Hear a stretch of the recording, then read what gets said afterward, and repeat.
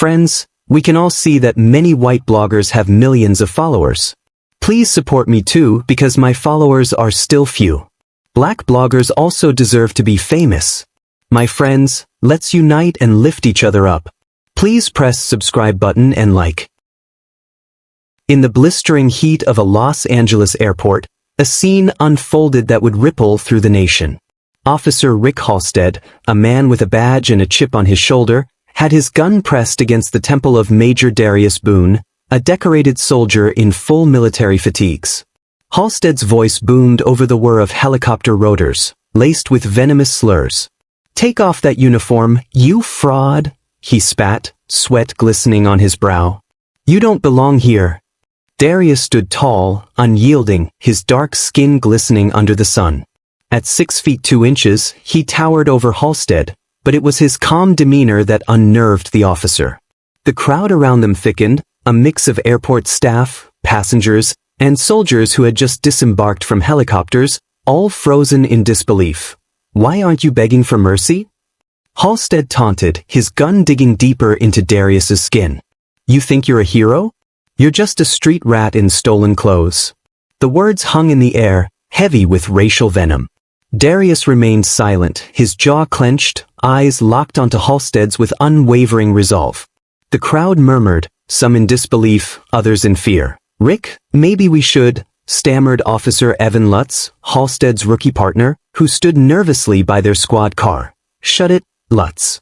Halstead barked, his focus solely on Darius. "This man is a disgrace to the uniform." Darius finally spoke, his voice deep and steady, cutting through the tension. "This uniform was earned, not stolen. I've bled for it." Halstead scoffed, pressing the gun harder against Darius's temple. "You think you scare me? You're just another wannabe." The crowd gasped as Darius stood firm, unflinching. Halstead's bravado began to wane as he sensed the unease in the air. The soldiers who had just arrived were now forming a tight circle around the confrontation, their eyes cold and focused. "Drop the weapon," one of the Navy SEALs commanded, his voice sharp and authoritative. Halstead's confidence faltered. "I'm law enforcement." "Back off," he shouted, but the SEALs didn't budge. Darius turned his head slightly, allowing Halstead to see the calm in his eyes. "You're pointing your gun at the wrong man," he said quietly. "Shut your mouth." Halstead yelled, but the SEALs were closing in, rifles aimed at him, their presence a stark reminder of the power dynamics shifting in the tarmac. "Last warning," the scarred SEAL repeated. "Drop the weapon. That's our commander you're threatening." The realization hit Halstead like a freight train. He blinked, his bravado crumbling. "Commander," he croaked, disbelief washing over him. Darius straightened, his posture commanding respect. He reached into his pocket, pulling out a leather case that gleamed in the sunlight. "U.S. Army Special Operations Command Major Darius Boone," he announced, revealing the insignia. Gasps rippled through the crowd. Halstead's face drained of color, his gun wavering.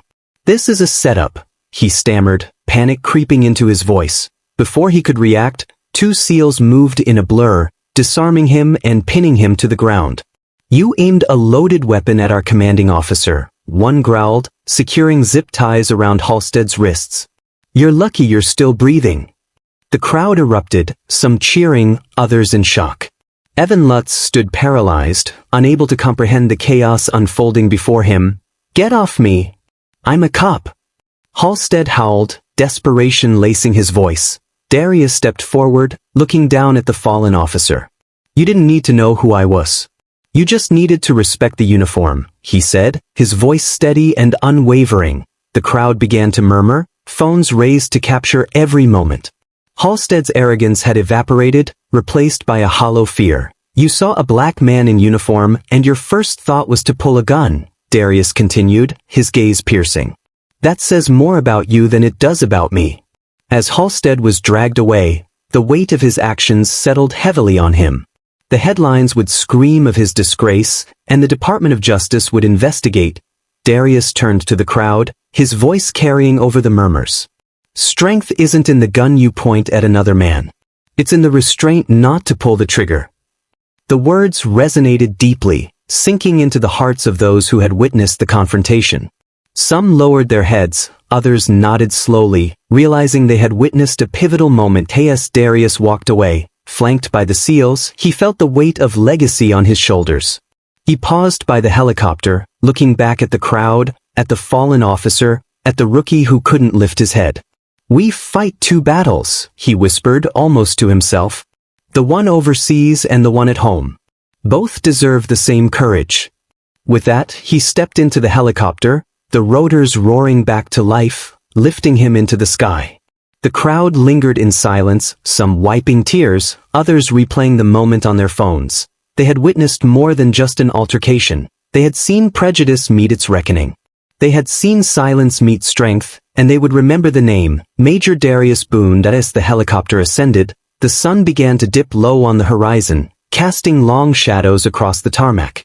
The crowd remained, a mix of emotions swirling in the air, anger, relief, and a newfound sense of unity. In the distance, the sound of sirens began to wail, signaling the arrival of more law enforcement. But this time, the atmosphere was different. The crowd, emboldened by what they had just witnessed, stood firm, ready to voice their outrage against the injustice they had seen unfold. Officer Lutz, still in shock, finally found his voice. "This isn't right. He's a cop," he shouted, but his words fell flat against the murmurs of the crowd. "Not all badges deserve respect," a voice from the crowd called out, igniting a wave of agreement.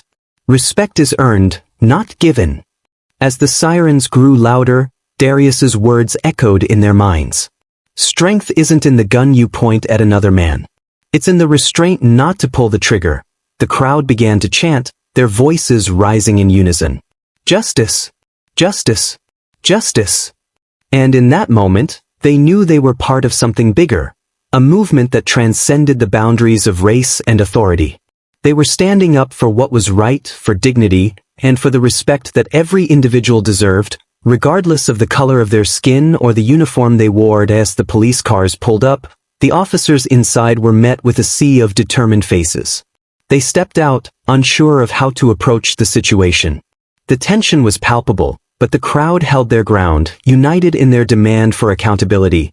And just as the first officer began to speak, the crowd fell silent, their eyes fixed on him, waiting for a response that would either uphold the values they had just witnessed or further deepen the divide. Do you want to know the fate of the heroes? Please post part 2. Subscribe to the channel and continue watching. Your opinion and support are important to me. Leave it in the comments. Thank you.